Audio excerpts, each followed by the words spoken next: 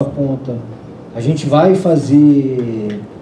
colocar em votação todos eles nessa próxima reunião ordinária agora de outubro, que é na última quarta-feira do mês de outubro. A gente vai colocar esses requerimentos em votação, inclusive essas cobranças, né, que são muito importantes. Mas dizer aqui que eu ia esperar a conclusão do seminário, mas eu já encaminhei aqui no grupo, vou encaminhar oficialmente para a Câmara Técnica de Planejamento Ambiental uma resolução do Conselho, que a gente fazer uma ampla discussão, e todo mundo está aqui, está convidado inclusive a contribuir com, quem está assistindo também está convidado a contribuir com essa resolução, que é uma resolução para tratar especificamente do tema, que dispõe sobre a adoção prioritária das soluções baseadas na natureza no manejo e drenagem das águas pluviais urbanas no município de Campinas, e estabelece diretrizes para gestão integrada e sustentável e propõe diretrizes para reavaliação de projetos de macrodrenagem em consonância com o parecer do CONDEMA 01 de 2025, referente principalmente ao projeto da Praça Ralph Stenger. Então, o CONDEMA vai propor uma resolução, vamos fazer essa discussão dessa resolução para regulamentar esse tema, que, como foi dito aqui, já é um tema que está sendo observado em legislações federais, estadual. E Campinas, inclusive, tem um projeto, tem um plano para soluções baseadas na natureza, que foi discutido e está, isso inclusive publicado no Diário Oficial do Governo aqui, está publicado no site da Prefeitura. Então, o Conselho, em consonância com isso, vai fazer e vai dar esses encaminhamentos que o Márcio propõe, principalmente em vista da gente repensar esse modelo e fazer cumprir, obviamente, a Resolução 01 do CONDEMA, a deliberação 01 do CONDEMA, que já está dizendo claramente que não é essa política que é a política que a gente quer para a cidade do ponto de vista ambiental. Então eu vou abrir aqui para os demais populares, e daí depois o conselheiro pode conduzir como atividade da Câmara Técnica mesmo. Obrigado. Eu vou pedir para os conselheiros se dirigirem ao microfone, porque está sendo gravado, que é aqui, então a gente disponibiliza aqui, por favor, professora. O senhor está inscrito, o senhor pode ficar na vez já aqui. Tá. Isso. Se identifiquem, por favor, porque está gravando, então é importante. Né? Professor, eu acho que vai ter que ficar aqui ó, em ciminha aqui, viu? Aí tá bom, beleza. Alô?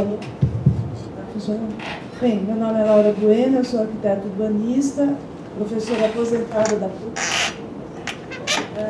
E eu vejo assim, com muita tristeza que Campinas tenha apresentado esse projeto tão atrasado em termos de drenagem para a nossa cidade, né? E com muita alegria o processo que o CONDEMA abriu e possibilitou essa reflexão. Eu acho que é muito importante. O que eu queria acrescentar, no sentido de vocês poderem até comentar, é a questão do perfil das empresas que estão interessadas e atuam nas obras de drenagem urbana, nas obras de infraestrutura da cidade. Eu acho importante as empresas, tanto as empresas de apoio técnico, de projeto, de consultoria, quanto as empresas, as empreiteiras. Porque me parece que a gente tem um desvio de pensamento quando as licitações ocorrem, as licitações e até a concepção tem que ser rápido, tem que ser uma obra grande para valer a pena para a empreiteira. Eu acho que a gente não, eu não vou afirmar aqui, mas é notório que há muito desse mecanismo de financiamento de campanhas eleitorais através desses sistemas de contratação de empresas para obras públicas. E o que eu acho que é importante vocês perceberem é como é diferente o tipo de empresa que faz um jardim de chuva, como você mostrou, de uma empresa que faz um piscinão. Ele não mostrou nenhuma foto, mas a gente pode ver aquelas obras que são um campo de... Vocês imaginam um piscinão do tamanho do estádio aqui de... Né? Imagina a quantidade de concreto, de óleo. E, então, eu acho importante a gente entender, porque muitos de vocês, muitos de nós, poderíamos ter uma pequena empreiteira interessada em fazer uma obra dessa. A cidade, pela cidade toda. Muitos de nós teríamos muito mais oportunidade de atuar, participar economicamente do processo de recuperação ambiental da cidade, se não fosse essa visão de grande obra. E eu acho que é a mesma coisa em relação a projetos. Quer dizer, os grandes projetos, das grandes projetistas que... eu tenho um projeto da África, não sei onde, e vem aqui e faz uma obra dessa, gente, que é inaceitável, né? Uma proposta realmente infelizmente, muito atrasada. Então, eu queria que, se vocês pudessem discutir essa reflexão. Qual é o perfil de profissional e de empresa que estaria mais envolvido nessa nova visão, nova de 30 anos já, né? Vamos e venhamos, né? Mas dessa nova visão da questão do meio ambiente urbano, para que a gente possa até estimular essa reflexão para o setor produtivo da cidade, né? da região. Porque tem mais, a gente precisa ter um envolvimento maior. E a segunda coisa que eu queria comentar é em relação ao boom de verticalização que Campinas está sofrendo, da possibilidade de haver a exigência das piscininhas para pelo menos para os edifícios que já aprovaram, mas que não começaram as suas obras. Talvez isso fosse importante. Eu quero também pedir desculpas que eu entrei num estacionamento que fecha às 5, então eu estou com problema de... Então eu vou ouvir os comentários de vocês, mas depois eu vou ter que sair meio comum.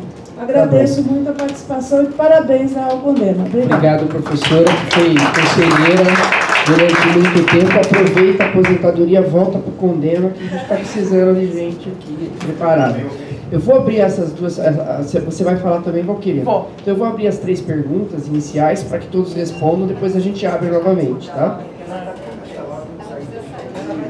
Ele também falou que está com problema no negócio. Faça a sua pergunta, por favor. Não é uma pergunta, talvez um pouquinho, quando falaram aqui também. Vou tentar fazer meio rápido assim, certo? Eu venho aqui para ouvir e também aprender.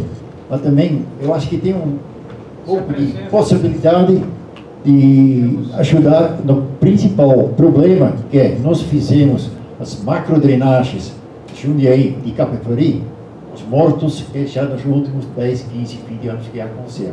Que foram esses projetos feitos por causa disso, não por tudo que aqui está acontecendo. Muitos problemas são diferentes, alguns mortos também que aconteceram. Certo?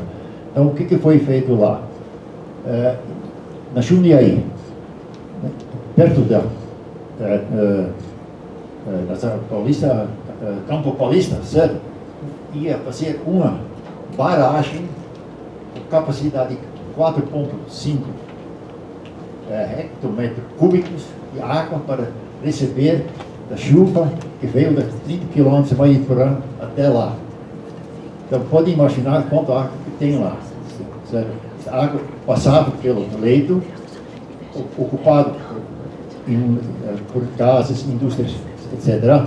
E dava os problemas, não só a encher, mas também os mortos. Então, com isso, eles pensaram em evitar, poder segurar, evitar. O que aconteceu?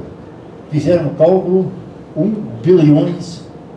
bilhão e 200 milhões de reais para fazer uma barragem disso aí. É barragem, nem é reservatório, porque esta barragem é para pegar até uns 100 milímetros de chuva, aquele trecho de Mariporã até a cidade, certo? Mas depois, quando chegou, depois tem que tirar fora, porque em uma semana pode cair de novo. Então, isso é um problema. Então, tanto dinheiro que está lá, está pensando em colocar. Já sabemos que não vai acontecer, porque não tem governo que vai fazer isso para fazer uma barragem para o pessoal andar e sapatos sem molhar. Então, o que é a proposta? Que o setor rural talvez pode ajudar. No setor rural, que, por exemplo, daquelas cidades lá, a área rural é 80% da água que cai da chuva lá, certo? Então é o lugar para segurar a água lá no lugar, certo? Para evitar subir os rios, certo? Então podemos ajudar um pouco, porque realmente é um problema aqui dentro da cidade às vezes também, certo? Vai diminuir a quantidade de água se nós vamos fazer rapidinho algumas obras sem gastar um saco de cimento, certo? Para evitar esse tipo de problemas de mortos por inundação. São curvas de níveis, terraceamento, subsolagem, varejinhas, plantio direito. Não sei se vocês sabem o que é. É o principal, certo? É o principal, porque eu sou agricultor também. Nós temos terrenos lá em Alhambra 2 que realmente segura, vamos dizer, toda a água de chuvas, até de chuvas grandes, certo? É um principal. E aí se faz também conservação de estradas, para melhorar as estradas, e faz plantio de árvores também. Sei que plantio de árvores é muito mais caro do que fazer toda essa infiltração no solo que eu falei agora. Quais são os benefícios? Ameniza a inundação das cidades, menos mortos, 100 mortos, por exemplo. Evita erosão do solo, evita assoreamento dos lagos e córregos. Tem mais água disponível no solo para irrigação, para os produtores.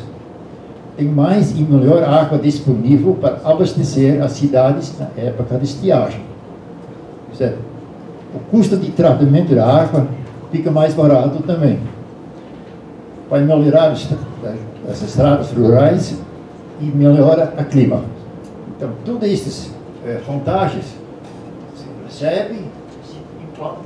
Então, praticamente é um custo-benefício. Você gasta dinheiro, mas você recebe vantagens. Então, isso é um pouco que nós estamos trabalhando, principalmente eu no PCJ, onde está. Estou 30 anos acompanhando, aprendi muito lá também, certo? Eu não tenho título nenhum, desculpa. Tenho isso de prática de rural, de Brasil, e 30 anos de PCJ. Um pouco de precisa mais alguma coisa. Se identifique, por favor. Desculpa. Meu nome é Petrus, alguns talvez conheçam um pouquinho. Nasci na Holanda, num lugar de 5 metros embaixo do nível do mar. De hidrologia vocês entendem, né?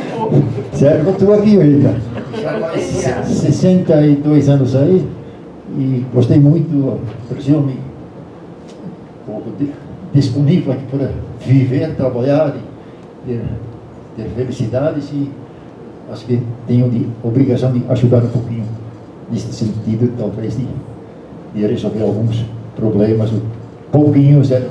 Mas grande parabéns para vocês, é um grande trabalho de formiga que vocês estão fazendo, 1 metro aqui, um pontinho lá, certo? Vai ter muito trabalho, vai custar dinheiro também, certo? Mas vamos ter resultados se cada um faz a sua parte. Muito obrigado. Muito obrigado. Valquíria, por favor. Aí a Valquíria se manifesta, responde. Se alguém quiser fazer mais alguma pergunta depois, é só se inscrever. Fica à vontade. Boa tarde. Boa tarde. Queria agradecer a oportunidade do seminário, foi ótimo. E eu queria fazer uma observação, porque você citou o Córrego Proença, né? E é um dos primeiros lugares que eu trabalhei pela habitação, e é um lugar muito sensível mesmo. E é uma área particular. E é uma área que acabou de, assim, dos proprietários estarem lutando muito para conseguir intervir naquela área, cancelar arruamento, assim, porque é uma região muito adensada de ocupação mesmo. E você citou coisas muito importantes em relação àquela área, no aspecto da intervenção, do financiamento para intervenção. E eu acredito que é uma área que realmente precisa de uma atenção além do que as pessoas do mercado privado podem fazer, né? E seria muito interessante que a gente conseguisse dialogar com esse projeto que está em curso, que já existe um projeto em curso. E quando a gente fala aqui, a gente está falando de uma intervenção em um projeto que já está em curso. mas que precisa ser reconsiderado talvez, ou então a gente precisa observar o que está aprovado, para que isso também não seja um desserviço, né? Da gente estar aqui andando numa raia e, paralelamente, outras pessoas pensarem em outras coisas. Então, eu acho que seria muito interessante a gente tomar ciência do que está previsto para aquela região, para aquela área, que me parece que é fundamental essa intervenção do Córrego Proença, não esquecendo da Rua Elias de Oliveira Saboia, que é um braço que chega, que também tem uma nascente e que chega até o Córrego Proença, e que também é muito adensado, que é um dos piores lugares de subhabitação que pode existir em Campinas. Eu mesmo não conheço uma favela tão precária igual a Elias de Oliveira Saboia. Então, você apontou o que a gente precisa ouvir, que a habitação precisa caminhar junto, porque os nossos ribeirões estão ocupados. Então, todos esses lugares que você falou, tem gente morando. Essas intervenções, elas precisam acontecer, mas de forma a reassentar essas famílias, a prever algumas coisas que já não existem mais, porque o Minha Casa Minha Vida atropelou esses processos. Não existe mais fundo possível para esse tipo de intervenção. Então, se o meio ambiente pensa em intervir, ele precisa realmente prever construção de habitação. E foi ótimo que as pessoas puderam estar aqui, as pessoas do planejamento, as pessoas do CECLIMAS, porque é metade do trabalho, né? A gente precisa estar aqui para o diálogo, para aprender e para absorver coisas que a gente às vezes não consegue correr atrás, porque o dia a dia da gente aqui é muito massacrante. Então, foi muito bom todas as palavras, e a minha sugestão para o CONDEMA é que busque informações sobre os projetos que já estão em curso, porque nós mesmos já demos a licença. E a gente precisa compreender o que foi que a gente fez e se é possível mexer com isso ou não, para a gente não amargurar depois também, e sempre de forma respeitosa. Então, muito obrigada. Obrigado, conselheira. Eu vou iniciar pela Marlene, e aí a gente vai nos comentários aqui, os convidados e palestrantes, naturalmente, né?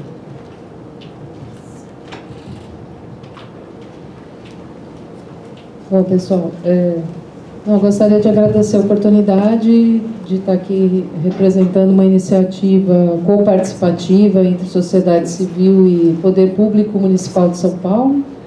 Foi uma experiência que foi um piloto, mas que poderia ser reproduzida, como eu falei. A gente entende que é um sistema e que são várias as possibilidades, como aquele exemplo do projeto Próximo ao MASP, que traz algumas tipologias aplicáveis, e aí quando a gente entende a paisagem, tudo parte de uma leitura do que está acontecendo na bacia. Sem isso sem essa leitura é equivocado. Então, São Paulo mesmo tem exemplos de projetos que não prosperam, como o Jardim de Chuva, não tem a funcionalidade por falta do estudo mínimo. Então, também temos maus exemplos em São Paulo, vários, por conta de equívocos. Então, é necessária a leitura da bacia, sempre. A leitura que a gente diz é tanto humana, social, ocupação, arborização e uma série de questões ambientais envolvidas, né? E agradeço a oportunidade, o convite, estamos à disposição aí.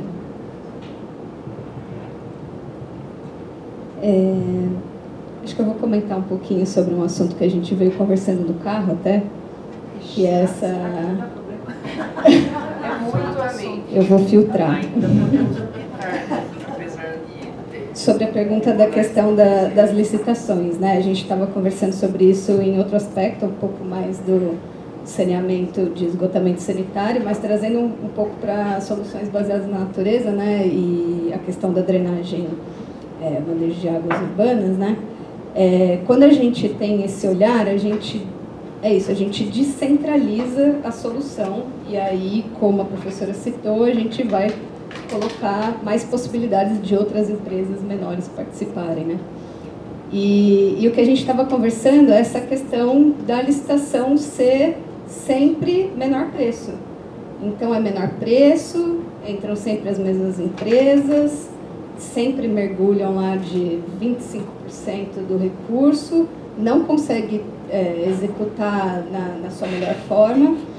Então, acho que uma possibilidade seria técnica e preço, outra possibilidade ser projeto junto com obra, aí vai ficando mais complexo, né, para o poder público, mas a gente melhoraria essa condição, né?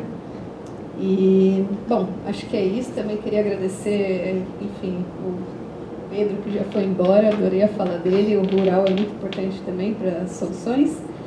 E é isso, agradecer o convite de vocês, agradecer o Condema, agradecer a professora Vera, que nos chamou, agradecer a Marlene, que é minha parça.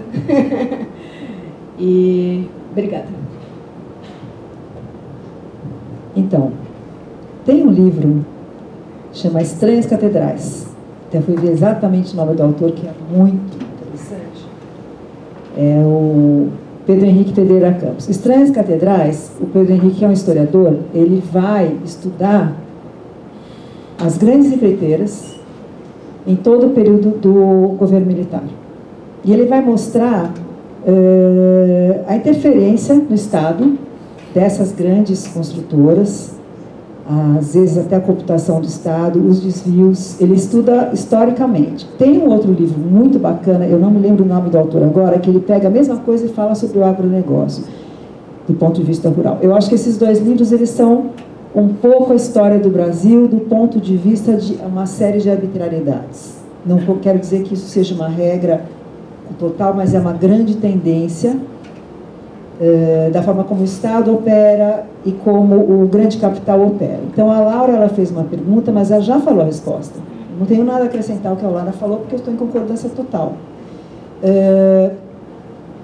Isso é um problema do Estado, esse é o problema em quem a gente vota e como que a gente faz um processo social de verificação de como o Estado opera, de qualquer cidadão tem que fazer, nos conselhos, nas reivindicações populares ou como seja, porque é um problema sistêmico muito maior do que a gente alcança aqui como simples técnicos ou simples artistas, o nome que a gente quer dar para a nossa profissão.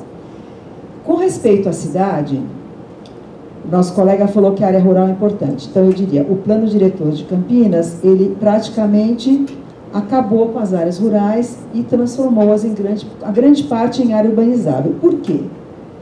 A área urbanizada, uma terra magnífica, eu não sei porque a gente não come tomate plantado aqui perto, uma terra dessa, do ponto de vista da renda da terra, ela não rende como agricultura o que rende ao investimento urbano. Então é simples assim, a área urbana, ela rende mais como valor, até a hora que a gente começar a passar muita fome, e não vai demorar.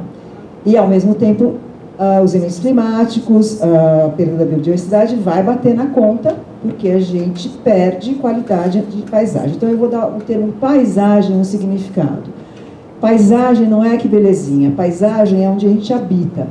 Se a gente quer ter uma paisagem urbana que considere as águas e considere o esquema natural da biota, a gente vai sobreviver juntos. Se a gente não considerar as águas, vai morrer na enchente, vai morrer de calor, a vovó vai morrer mais cedo porque não vai aguentar, a criancinha também. Então é o seguinte, ou a gente considera a cidade um ambiente antrópico e natural, e tem água, e tem que ter verde, ou então não tem cidade que vai funcionar. Na área rural é mais fácil porque a gente eventualmente tem mais espaço, mas a nossa área rural é escassa. A área rural, ela volta e meia, isso no país inteiro, ela é vitimizada por uma agricultura monocultural com uma incidência de agrotóxicos, etc., que é uma violência, ainda bem que na minha área, que eu ia ficar mais deprimida do que na cidade. Na cidade eu ainda dou conta de pensar alternativas, na área rural eu não tenho essa capacidade. Então eu diria, nós temos que cuidar de uma paisagem. Eu acho que Campinas, como o Márcio falou, tem uma oportunidade, em vez de ir para o embate, eu falo assim, gente, vocês não estão percebendo que pode ser, como o caso Campinas, que tem uma influência enorme na região metropolitana, é um caso maravilhoso, poderia ser um caso de drenagem, que se ligasse ao ambiente natural, com arborização, com tudo que a gente pode ter, com um monte de corpos hídricos maravilhosos que ainda estão aflorados, ou seja, é uma oportunidade de ouro para fazer uma coisa que está consolidada, não é experiência, digamos, com grandes riscos, porque isso é consolidado culturalmente. E quando a Valquíria fala da habitação, eu acho o seguinte, não há política que funcione se não for multissetorial. A gente começa a achar que o direito à habitação é conflitivo com o direito ao meio ambiente, só que não é. As pessoas têm que dormir essa noite, e o rio tem que correr, e as árvores têm que estar aí, e a gente tem que respirar. Então, assim, ou a política é multissetorial, ou então já está falida na origem. Então, quando a gente pode eventualmente iluminar, especialmente o Márcio que falou desse território, iluminar a perspectiva da água no solo inteiro da bacia, ou portanto de Campinas inteiro, é lógico que vai acender a luz da habitação e tudo que vocês estão fazendo, que também é outra coisa guerreira. Mas não pode ser sem conversar, porque a paisagem é tudo ao mesmo tempo. E é o que a gente quer? Qualidade de vida e preservação do ecossistema como um todo. Senão, morreu na praia. Então, eu acho que o Piscinão, infelizmente, ele não é um projeto adequado. Não é porque é velho, novo. Eu acho que eu leio Platão, às vezes, ele está tudo lá, às vezes. Então, o que me parece? Ele está inadequado. Porque o próprio professor, que eu respeito muito, que fez esse projeto, não sei que pressões que foram envolvidas, ou eventualmente, sei lá, o tempo, o fato é que ele não é adequado. E é esses paradigmas que a gente está querendo dizer, escuta, não seria mais adequado outra coisa, do ponto de vista da paisagem, da qualidade de vida, da habitação, da drenagem urbana, do reflorestamento, de uma relação urbano-rural muito mais, digamos, qualificada? Então, eu fico com essas palavras porque eu acho que a gente tem que ter a oportunidade de repensar, oportunidade, eventualmente, de falar, acho que erramos, como nós aqui também podemos ouvir isso, eu acho que agora é uma troca. E eu considero esse seminário uma troca de possibilidades. Então, espero que quando eu mantenha a força, que a gente continue buscando, né, essa qualidade ao que tiver ao nosso alcance. Difícil falar depois de professor acadêmico. Difícil. Valquíria, queria só colocar um dado, né? Quando você fala do litígio, da questão dominial, então aqui para todos os conselheiros, quer dizer, o passivo legal é de quem está reclamando desse litígio. Começa por aí, então. Vai o ofício para a prefeitura, faltou para a justiça nesse litígio. O seu Antônio é o dono? O seu Antônio tem uma APP ali de não sei quantos metros quadrados, o senhor é obrigado a arrumá-la, recuperá-la, seu Antônio, porque o senhor deixou o pessoal invadir ali. O senhor é corresponsável pelo problema. Então, só para não deixar esse ponto no ar solto, ele é responsável, quem estiver reclamando por essa terra para especulação imobiliária, né? Em relação ao meu amigo holandês, eu estudei com um monte holandês no colégio agrícola, não tenho nada que falar, tem que cuidar da roça, porque se não cuidar da roça não tem cidade e vice-versa, é uma conversa. Tanto é que o arquiteto que morreu lá da cidade de Esponja, ele parte da roça, né? Ele parte da experiência rural que ele teve na vida dele para aplicá-la na roça, na cidade, né? Então, sem comentário, totalmente de acordo. Quanto à professora Laura, para eu ser educado e cortês, eu vou dar um exemplo de outro lugar, para a gente não entrar em problemas, né? Porque assim, desde que eu entendi como funciona a lógica, é fácil a gente identificar aqui empresa de ônibus, lixo, empreiteiras pagam as campanhas eleitorais dos prefeitos. Desde que eu me entenda por gente. Eu não estou falando aqui do Partido Z, do H, do Humanista, eu estou falando do modus operandi da turma, né? Então eu vou pegar um caso de Campos do Jordão, de uma gestão que já nem está mais lá, está passada. Um belo dia, eu estava no meu escritório, aparece uma demanda. Márcio, quando você pode ir para Campos do Jordão? Eu posso ir para Campos do Jordão, terça-feira da semana que vem. Então vai lá, o chefe de gabinete da prefeitura vai estar te esperando, beleza. Qual é o BO? Resíduos, está tudo embargado. Área de transbordo, disposição de inertes, eles não têm aterro, eles levam caminhão de lixo, caminhão de coleta A hora que estiver cheio, ele desce para Tremembé, quer dizer, vai de Campos do Jordão até Tremembé para esvaziar o caminhão de coleta e depois ele volta vazio. Sim, é um baratíssimo, é um desperdício de dinheiro, quase nada, né? Quase nada. Nenhum empresário ia fazer isso na sua empresa, nenhum, né? Mas o prefeito estava bancando isso. Qual era a minha missão? Bom, vamos reduzir a conta. A minha missão era reduzir a conta que estava sendo gasta, jogando fora dinheiro, né? Aí o tempo de desembargar o centro de transbordo, o tempo de desembargar o resíduo, poderia demorar 6 meses. Então a gente virou prefeito e falou: prefeito, a gente consegue em 2 meses e meio reduzir 20% do seu resíduo. Ele ficou olhando para minha cara assim e falou: como? Eu falei: pô, eu sei que o senhor tem um monte de áreas, o senhor tem zona rural, vamos pegar todos os restaurantes, de todos os hotéis, todas as grandes fontes de consumo e de rejeito de orgânico. E eles não vão mais levar nada para o lixo. Vamos guardar a concepção e fazer compostagem. Já chama o sindicato rural. Em 60 dias está organizado. Pode não estar todos 20%, mas a gente começa rapidinho, porque vai ser o adubo mais barato que os produtores vão ter para diferentes culturas e tal. Eu saí de lá feliz da vida. Falei: pô, peguei um negoção, trabalhar em Campinas, que maravilha, vai ser um contrato sensacional. A hora que eu chego no escritório, eu tomo uma mó dura de quem me mandou lá. O amigo, sabe aqueles políticos, o amigo do amigo e tal, que me mandou lá. Porra, mas como é que você dá uma... Eu não vou falar a palavra. Então é mó dura.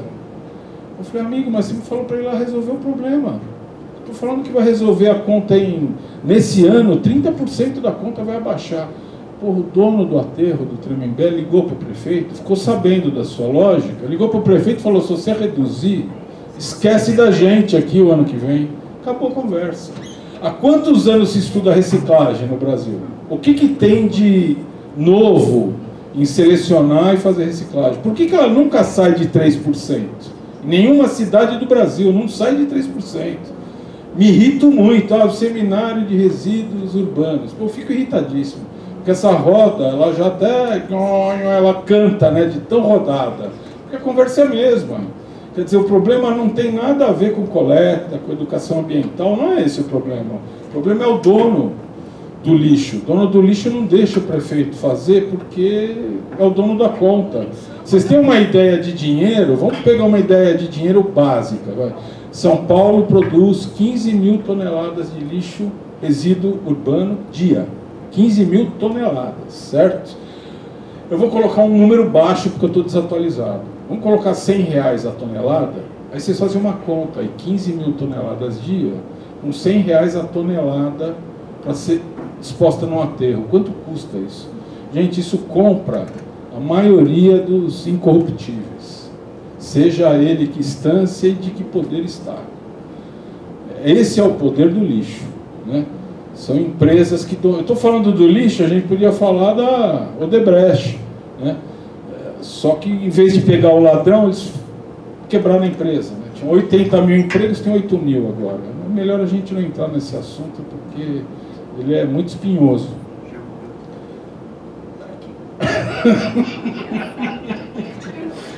O Fantão comentou que já morreu o prefeito.